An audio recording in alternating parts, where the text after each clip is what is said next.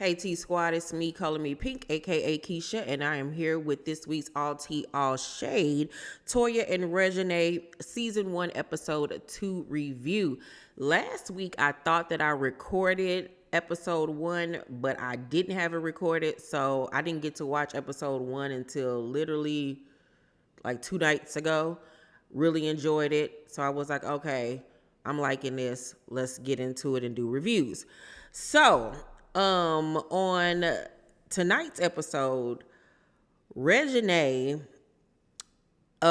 tells her Uncle Casey that nobody could ever do anything that would be good enough for him, and that she's been supporting him because he's going off about how nobody supports his music, nobody, like post about his music, this, that, and the third. And Casey was like, if Wayne heard my music right now, he gonna like it. That's a fact. Like, I understand that Wayne is your sister's ex-husband / baby daddy, but like, what you want her to do? Call him up and be like, hey, can you listen to Casey music? What? Like, I just don't know what he expect from people. Like, yeah, that would be the easy route. You know what I'm saying? It's right there. But maybe she don't feel comfortable doing it. She's a married woman. You know what I'm saying? I don't know. So Casey goes on to say how he does everything on his own and they should support him more. And I was like, well, you don't get brownie points for taking care of your business and trying to reach your own goals. Like, that's not for anybody else to do for you. Like, I do feel like Casey comes across very entitled and feels like he was dealt a bad hand, so the world owes him everything. But your sister was dealt the same hand, and look at what she made out of herself. Now, truly granted, part of that reason is because she was married to a famous rapper, but they ain't been together in years, and look at what she's done for herself in her career. And now you're on this platform where you are able to show your talent musically. So instead of complaining about it, how about every scene that you're in needs to be about music? You need to be in the studio. You need to be writing. You need to be doing something where people can hear your music. Duh. So Reginae asks Toya, why does she let Casey get under her skin? Because he's a grown man complaining about what he has to do for himself. And I was like, you say what you want to say about Reginae, but the little girl got some sense. Yeah, she been grown her whole life, but she actually was telling her mama right. And Toya was like, you know what? You're right. Like, I got to stop letting him get to me like that. So they asked Anita, Toya and their mama what she want to do for her birthday. And she was like, I want Casey to perform for my birthday. And Toya feels like her mom enables Casey's behavior and like gives into him and spoils him or whatever. I think that she was just trying to make him feel good. You know, as a mom, like, you feel like don't nobody support you. Okay, here, I'm gonna support you. But yeah, Casey needs to get his life together. And he is so cute. Like, get it together. You shouldn't be acting like that. You acting ugly. So Toya ends up doing Pilates with her best friend Danielle and her other homegirl Bianca from New Orleans. And Toya tells them what happened between her and Casey. And she says that her family drama with her, brothers and sisters and mama always tends to bleed over into her immediate family, meaning her husband and her children. And they were like, girl, you cannot continue to do that. Like, you have to learn how to separate the two and stop letting your family get to you like that. Like, you can only control yourself. And I 100% agree with that. So Reginae visits her bestie, Lourdes, who used to be in the group OMG Girls with her when they were younger. I remember when they was little girls. Oh my God, how time is fly by. And so they discussed Armon, and Lourdes asked what happened with her wrist, because people were saying online that Armon had bruised her wrist or whatever in a physical act, if you know what I mean. So she was like, it was a misunderstanding. I hurt my hand on set because she's filming for this movie called The Boxer 2. And she said, I had it wrapped up. And a TikToker said that he physically me. And she was like, and it just went from there. Like, everybody just started believing it. And that's the bad thing about social media, is that anybody can say anything and then people will run with it. Like just run with it without doing any type of research, knowing the facts or whatever. And that's really truly messed up, because that boy has an image to uphold, and you putting out information like that. Who knows if he could have had a brand deal on the table and it got taken down because of something that somebody that don't know nothing done said. So she says that they got into it because he went out of town and wasn't communicating with her, and she took it to the internet. And she says, she been taking stuff to the internet her whole life because that's what their generation does. Well, girl, your generation needs to stop it, especially if you want a long last relationship. I don't understand this thing about going to social media and telling everybody in the world your problems, and then you wonder why you can't sustain a relationship, because it's bad enough when you got your family and friends in your ear with their opinions. Now you got a billion people in your business, and for what? Judging you. And you the same person that want to be mad at a TikToker for lying on you, but then you the same person that going to tell your business to the public. So you can't have it both ways. So now I remember somebody in the comment section on social media was saying that during this time period when they were going through this rough patch, that Armon's father had just passed away and he was in mourning. I don't know if that's true or not. Somebody let me know if that is in fact true, because I don't follow either one of them. So she feels their relationship was starting to grow distant between them two. So she says that she feels like the blogs is getting to him. And so they decided to just take a break. And she starts to cry, and her friend is there for her. And I feel bad because, heartbreak is a mug. You know what I'm saying? Especially when you in your 20s, girl, it feel like it's the last thing on earth that could happen to you. Like, send me to Jesus. Like, whoo, Lord, that pain, I don't ever want to feel it again. And I feel bad for her because she did seem genuinely happy with the young guy. So Toya and Reginae go to the jewelry store, and Toya says that she hasn't talked to Beedy, her sister, since the dinner. Reginae was like, you're very emotional and sensitive, and I don't think Beedy takes it as serious as you do. Maybe show you care more. And so she was like, you know what? I'm going to take that into consideration. And Toya acknowledges that Reginae has really grown as a woman and likes that she can tell her mama about herself and give her advice. And like I said, Reginae, got a mouth on her sometimes, and she says, things that she shouldn't. But the little girl literally does have some sense. Like, she does give sound advice, and she does seem like she has grown up in certain aspects, because I remember when she was on Growing Up Hip Hop, whoo, child, sometimes I used to be like, girl, somebody gonna pop you in your face, okay? So Reginae ends up telling her mama that her and Armon have taken a break, and Toya says that she doesn't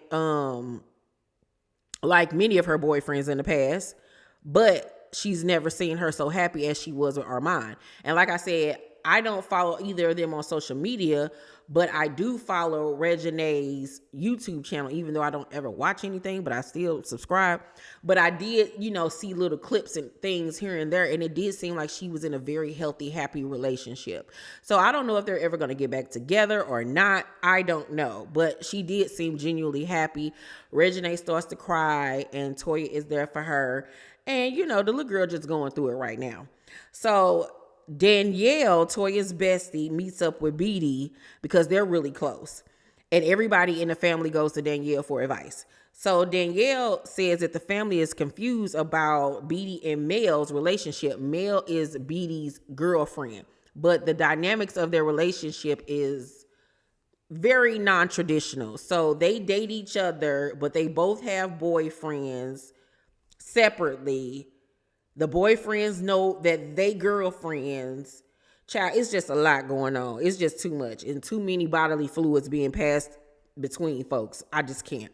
So Beedy says that the dynamic of their relationship isn't working, and that she likes to love one person. So basically, she's telling us right then and there that she's only doing this because Mel wants this. You know what I'm saying? She wants to be with Mel, but Mel does not just want to be with her. Mel wants her cake and eating it too. And so because that's what Mel wants, Beedy has no choice, I guess, to her but to go along with it and have her somebody on the side as well.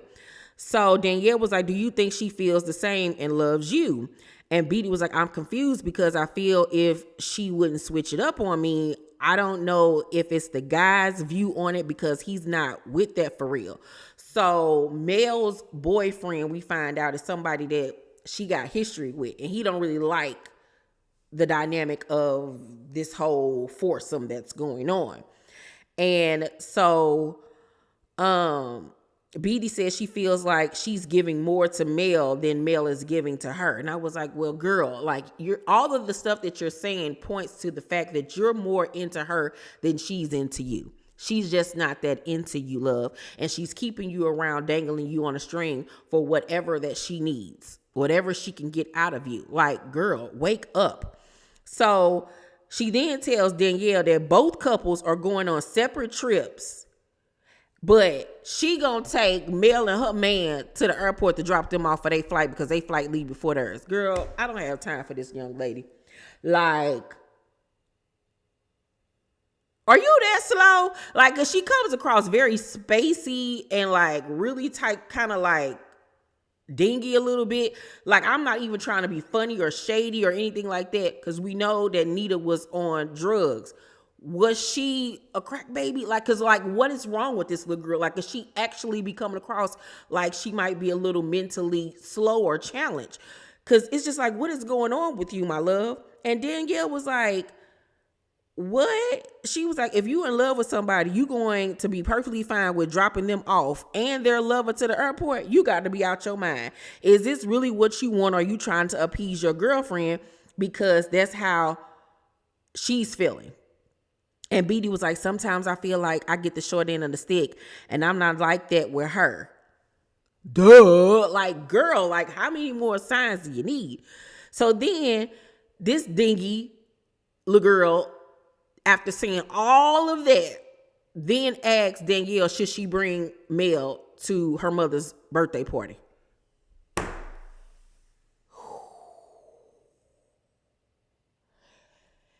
They say Casey needs to be in therapy, but so does Beedy, because baby, like, there is nothing but space and opportunity up here. Like, ain't nothing else floating around. Like, what is going on in that brain of yours, my love? Like, what is going on? Huh? Maybe it's because she's so starving for love and affection, because maybe she didn't get that from Nita growing up. I don't know. She ain't very close to her sister, so maybe she's just looking for that connection with anybody, and she's just willing to accept anything from anybody. I don't know, because it's weird.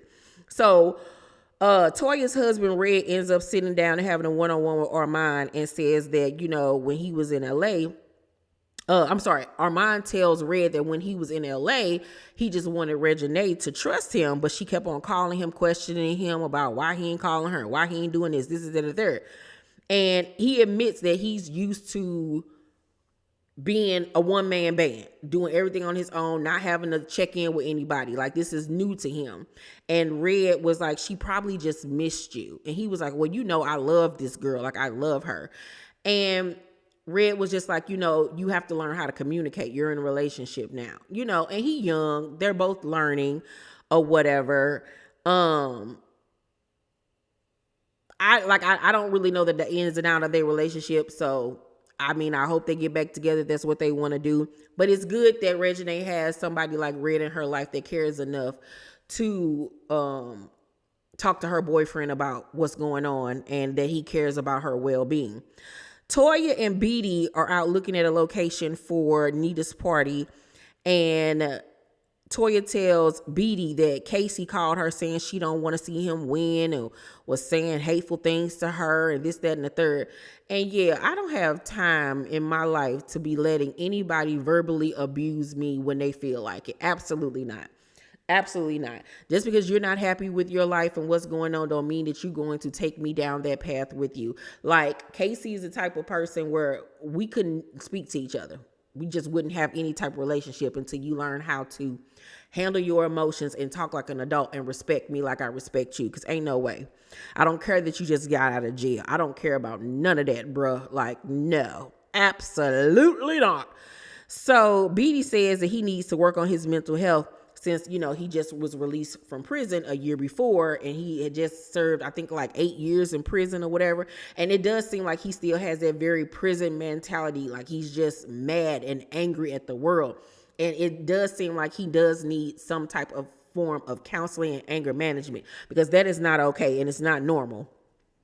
So, Beedy then tells Toya that things aren't working out between her and Mel and that they're going to break their lease because they have broken up.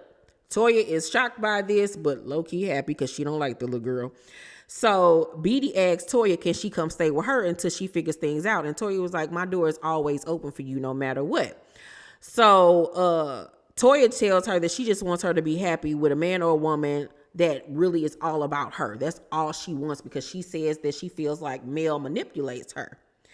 And Beedy once again hears all of this great advice, okay, and concern, and has the nerve to part her lips and say, well, can I bring Mel to the party?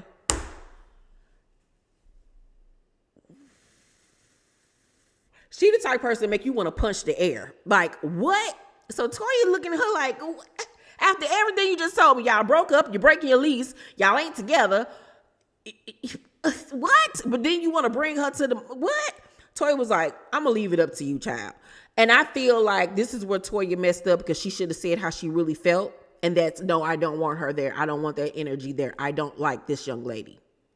But instead, she said to her little sister, it's up to you. And that's where she went wrong. So it's the day of Nita's party, and Casey is there. And this dude talking about something, I'm out the closet with it. I'm out the closet with it. Everybody laughing. He like, what y'all laughing at? And they was like, baby, like, you don't know what you saying. Like, out the closet means something else. So they tell him what it means. He was like, oh, I most definitely ain't that. So then he brings up the fact that he went off on everybody in the group chat. And he was like, after the fact, I was telling my sister I love her and this, that, and the third. And I guess Toya didn't respond to him. And Reginae was like, you can't tell somebody you love them after you went off on them. Like, it just don't work like that. Just because you want to apologize and say you love me and I'm just supposed to forget everything that just happened 5 minutes ago. No. So Casey's like, but I went off on everybody. Like, that makes it better. Like, excuse you? So Reginae was like, everybody isn't forgiving like that, because if I was in that text message thread, I wouldn't be here right now sitting across from you. And Casey just be sitting there. And it's so funny because, they're close in age. So it's like, she's talking to her uncle, but she acts more mature and older than her uncle. So that's what cracks me up, because it's like she his auntie. You know what I'm saying? So Toya and Red arrive. Beedy then arrives with Mel, and Toya is annoyed right off the rip because she don't want her there. But Toya, you should have just told her you didn't want her there, but you allowed your sister to bring her anyway. So Casey asks Mel how her trip was to Miami with her little boo thing. And she was like, it was a good time. I'm moving there. And Casey was like, you taking Beedy with you? And she was like, nah, she moving back home. And Casey asked, well, what's going on with y'all? And so Mel was like, we good. We don't have a relationship, but we're still connected. What does that mean? Y'all still connected? Are y'all just BFFs? Like y'all pen pals? What does that mean? What does it mean? So Reginae was like, Beedy loves you, and it seems one-sided that y'all not together. I feel like that's playing with her feelings. She want to be with you, and I don't think you want to be with her. And Beedy says in her confessional that she feels like Reginae was triggered about what was going on with them because of what had just happened between her and Armon. That very well could be, but I also think it's because everybody on the outside sees that this is a toxic relationship and that you are in fact getting the short end of the stick, and they want better for you, and they want you to have better for yourself and want better for yourself. I also feel like I get Reginae and Toya trying to stick up for Beedy and speak on her behalf, but that's a grown woman, and y'all should have minded y'all business. Because if y'all would have minded y'all business, none of this would have happened. None of it. But once again, they're on a reality show and you need drama, so there you go. So Mel was like, she does her thing, I do my thing, and we both know about it, but we're still connected. Here she go with this connected crap again. Like, just play a game of Connect Four and call it a day. So Toya was like, I'm not trying to attack you because I don't know you, but my issue is, one, I feel like you manipulate my sister. Two, when you braided my daughter's hair, you said all these things about my daughter being terrible, which I didn't feel like you should tell a kid. First of all, forget everything else, Toya. Forget about you feeling like she manipulates your sister and you don't like the way she treats your sister. Say, your sister grown. Your sister can do whatever she want to do. If your sister want to get ran over, then let her get ran over. Baby, the first thing that would have been brought up is you talking bad about my daughter in front of my daughter, talking about she terrible, this, that, and the third. That's the reason why you wouldn't be nowhere around me. Excuse you? Now, if she was acting up and being grown or whatever the case may be, you come talk to me as a mother, but you don't be sitting up there talking like that in front of my child. So obviously you was talking about her to somebody while you were doing her hair. Girl, see, Toya, you better than me, because that's the reason why she shouldn't be able to come around. And then I'm looking at Beedy like you crazy that she was sitting up here talking about your niece. So Toya continues like, but I let it go. Then you use the fact that me and my sister aren't as close as a way to manipulate that, and I don't like that. So Mel was like, if that's what you want to say to make yourself feel good.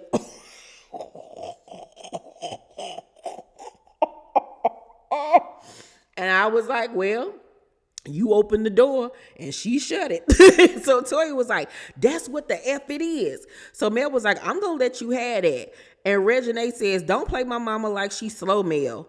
And Mel was like, who am I talking to right now? And Reginae was like, girl, what? If that's what you want to say to make yourself feel good. And Mel was like, are you done? Baby, Reginae was like, I need you to go. Tell her to go. So Mel was like, I can go. This ain't got ish to do with me, baby. So Reginae was like, I don't like you. And Mel was like, that's good. You done? Girl, we would have been fighting at that point. So Toy was like, BITCH, who the F you think you is? Don't be trying to be messy and ish. And Mel was like, I don't like mess. I don't even raise my voice. So I don't know why I'm doing it with y'all, because you want to go back and forth. I don't like drama, Toya. So Toya says the only reason why she even brought the conversation up because she knows her sister is in love with her. Nah, forget that. It would have been all about my child and what you said about my baby.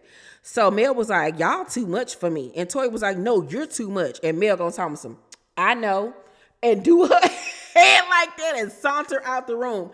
And that right there showed you that she was looking for clout. She was looking for a moment. Like she was using this girl for 5 seconds of fame, because who does all of that? Who?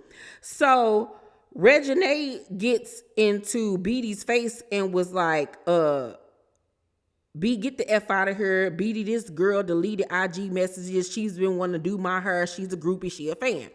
And I believe Reginae. I do believe that girl was trying to figure any way in. So Mel comes back in and she and Reginae almost like tussle a little bit, but they're separated. And Reginae storms out behind her, and Toya tells her friend Bianca to go get Reginae because if Mel hit her, she gonna F her up. And I was like, child, Red, the meanwhile, just sitting there like this.